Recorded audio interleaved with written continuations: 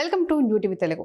Maharashtra assembly ఎన్నికల ఓట్ల లెక్కింపు ప్రక్రియ కొనసాగుతోంది. ఈ క్రమంలో అధికారంలో ఉన్న మహాయుతికి మళ్లీ అధికారంలోకి రావాలని ప్రయత్నిస్తున్న మహా వికాస్ అఘాడీకి మధ్య జరుగుతున్న పోటీ ఫలితంపైనే అందరి దృష్టి ఉంది. పోస్టల్ బ్యాలెట్ల లెక్కింపు ముగిసి ఈవీఎంల లెక్కింపు ప్రారంభమైంది. మహారాష్ట్రలో పవన్ కళ్యాణ్ ఎన్డీఏ కూటమి తరపున ప్రచారం చేసిన అన్ని నియోజకవర్గంలోనూ బీజేపీ ఆధిక్యంలో ఉంది. లెక్కింపు పూర్తయ్యేసరికి ఏ పార్టీ విజయం సాధిస్తుందో చూడాలి. మరోవైపు మహారాష్ట్రలో జనసేనాని పవన్ కళ్యాణ్ ఎన్డీఏ కూటమి తరపున ప్రచారం చేసిన సంగతి తెలిసిందే. పూణే, బల్లార్పూర్, డెగ్లూర్, షోలాపూర్, లాతూర్, నాదెండ్, విదర్భ నియోజకవర్గాల్లో ఆయన ప్రచారాన్ని నిర్వహించారు. ఈ స్థానాలన్నిటిలోనూ బీజేపీ ఆధిక్యతలో ఉంది. పవన్ ప్రచారం నిర్వహించిన సమయంలో ఆయన ర్యాలీలకు జనాలు పెద్ద ఎత్తున హాజరయ్యారు.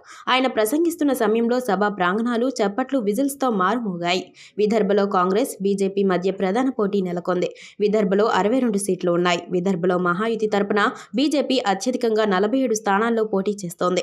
ఎన్సీపీ 5 స్థానాల్లో, శివసేన 9 స్థానాల్లో పోటీలో ఉన్నాయి. విదర్భలో మహావికాస్ అఘాడీ తరపున కాంగ్రెస్ అత్యధికంగా 40 స్థానాల్లో ఉన్నాయి. శరద్ పవార్ నేతృత్వంలోని ఎన్సీపీ 13 స్థానాల్లో, ఉద్ధవ్ సేన 9 స్థానాల్లో అభ్యర్థులను నిలబెట్టాయి. ఈ నేపథ్యంలో ప్రస్తుతం బీజేపీ నేతృత్వంలోని మహాయుతి మెజారిటీ మార్కును దాటి 176 స్థానాల్లో దాడి లీడ్ కొనసాగుతుండడం విశేషం.